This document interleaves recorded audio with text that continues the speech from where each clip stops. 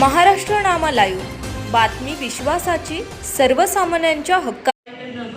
आम्ही त्याच नात्याने आज पण आम्ही 2007 पासूनच्या आत्तापर्यंतच्या ज्या आमच्याबरोबर नगर सचिन झाल्यावर पण मी त्याला आत्ता पाहिलं, तो पण आला नगरपालिकेच्या. सचिन बरोबर आहे ना, आपण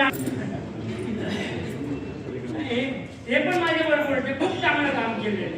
सगळे जे कोणी माझ्याबरोबर होते सगळ्यांनी करुजुले होते.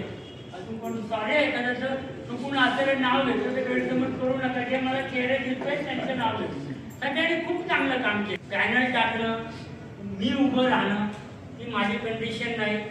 मला माझा इतका व्याप आहे. तुम्ही कोणीही जिथं वाटतंय तिथं उभे राहा. मी कोणालाही वैयक्तिक आणि कृपा करून माझ्यावर गैरसमज हा पण करू नका. ओपनली डिक्लेअर करतो. मला आतून सांगितलं बरं का, मला भाऊंचा फोन आला ते म्हटलं तू फॉर्म बघ, आपण बघू. नाही, मी जे बोलतो ते ओपनली आणि क्वेश्चन बोलतोय. तर कोणी कृपा करून असा गैरसमज जे कोणी उमेदवार असतील करू नये की कोणीतरी त्यांना फोन केलाय आणि कोणीतरी माझ्या वतीने शब्द दिलाय.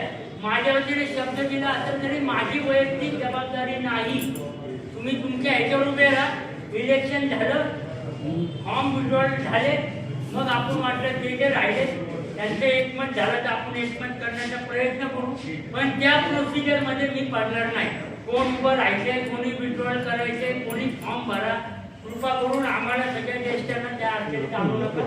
आपल्याला प्रत्येकाला वैयक्तिक स्वातंत्र्य आहे. प्रत्येकाच्या बरोबर मी आहे. आम्ही सगळेजण प्रत्येकाच्या बरोबर आहे. पण आमचा निर्णय यावेळेस शिरूर शहर म्हणून पॅनल टाकणार मान्य नाही आम्हाला, कुणालाच मान्य नाही आम्हाला. पण मी करू शकत नाही. मी सगळ्या तुम्ही लोकप्रतिनिधी, तुम्ही लोकप्रतिनिधी कार्यक्रमाला जात नाही.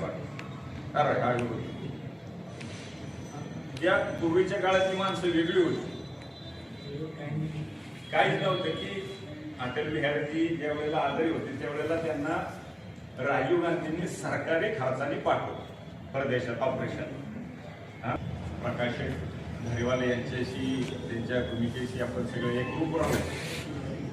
आणि मग आता भविष्य काळात ठरवून काय होते काय नाही ते आज काय त्याच्यावरती